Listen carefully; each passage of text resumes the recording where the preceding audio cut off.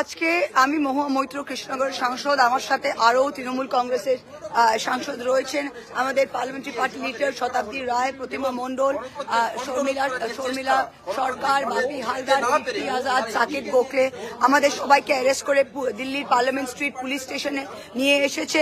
বাংলার মানুষ কালকে দেখেছে কিভাবে অমিত শাহের নির্লজ্জ পুলিশ একটা 7-8 বছরের পুরনো কয়লা কেলেঙ্কারিকে সামনে রেখে সেই অজুহাত দিয়ে ইডিকে ও প্রতীক জেন এবং আইপ্যাকের অফিসে ঢুকিয়ে তৃণমূল কংগ্রেসের যত রাজনৈতিক তথ্য, যত আমাদের ইলেকশন, আমাদের নির্বাচনী যা তথ্য, যত সার্ভে, ক্যান্ডিডেট লিস্ট সবকিছু চুরি করার জন্য কিভাবে ইডিকে তারা প্রতীক জেন এবং আইপ্যাকের অফিসে পাঠিয়েছে।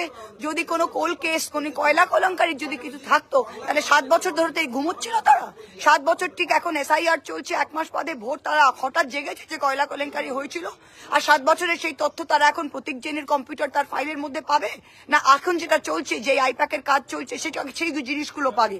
মমতা ব্যানার্জি বাঘের বাচ্চা, কারো বুকের পাকা ছিল না। ইডির হামলা চলাকালীন মমতাদি ভেতরে গিয়ে দেখিয়ে দিয়েছে যে ভাই, তোমরা যদি আমাদের জিনিস চুরি করতে আসো, সেটা কিন্তু আমরা থামাবার যতটা চেষ্টা করবো। মমতাজি দেখিয়ে দিয়েছে।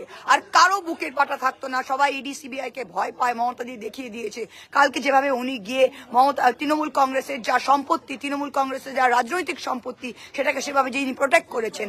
আজকে আমাদের অ্যারেস্ট করে আমরা শান্তিপূর্ণভাবে গৃহমন্ত্রকের বাইরে, অমিত শাহর অফিসের বাইরে আমরা প্রোটেস্ট করছিলাম, কিন্তু সেখানে পুলিশ এসে আমাদের টেনে হিচড়ে চ্যাংদোলা করে আবার পার্লামেন্ট স্ট্রিট পুলিশ স্টেশনের সামনে এনে নিয়েছে। প্রত্যেকবার বিজেপি এটা করে, বাংলার মানুষ জবাব দাব। এভাবেও যেন বাংলার মানুষ ঠিক সেইভাবেই জবাবটা দিক।